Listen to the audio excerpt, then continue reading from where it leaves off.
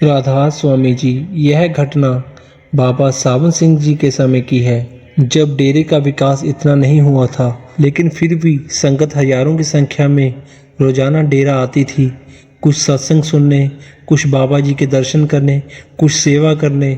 ऐसे ही एक सेवा में जुड़ा एक बुजुर्ग नामधारी सेवक था, जिसका नाम भाई धर्मा। उसकी उम्र 70 पार थी, लेकिन उसका सेवा के प्रति समर्पण देखकर कोई भी नहीं कह सकता था कि उसकी उम्र 70 पार है। हर सुबह 3 बजे उठकर लंगर घर में लकड़ियां चीरना, पानी भरना और दूसरे कार्य करना बहुत ही श्रद्धा से काम करता था। लोग कहते कि बाबा जी आप आराम करो, आपकी उम्र हो गई है, लेकिन वह कभी किसी के नहीं सुनता था और सेवा में लगा रहता था और कहता था कि जब तक सांस चले सेवा नहीं रुकनी चाहिए। यही मेरे सतगुरु का हुक्म है।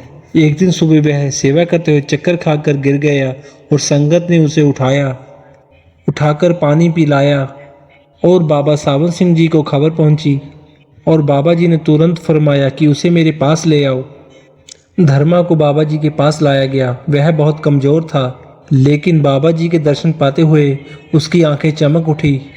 उसने कांपते हुए हाथों से बाबा जी के चरणों को पकड़ लिया और कहने लगा, बाबा जी आपने मुझे सेवा दी, यह मेरी सबसे बड़ी दौलत थी।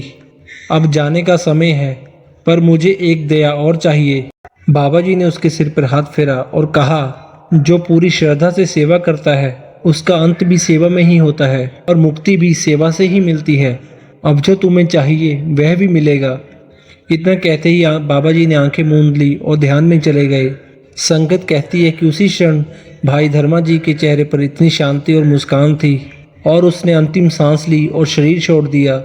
बाबा जी ने कहा, धन्य है वह रूह जो सेवा में वापस लौटी और वह अब 84 की गली में नहीं आएगा, वो अपने घर पहुंच गई है। इससे यही सीख मिलती है कि जो सच्चे दिल से सेवा करता है, गुरु की आज्ञा में जीवन बिताता है, उसका अंत भी पवित्र होता है, आत्मा को परम शांति मिलती है। सेवा सिर्फ काम नहीं, प्रेम भी है। सेवा ही असली पूजा है। राधा स्वामी जी। ऐसी ही सुंदर सुंदर साखियाँ सुनने के लिए हमारे चैनल को सब्सक्राइब करें।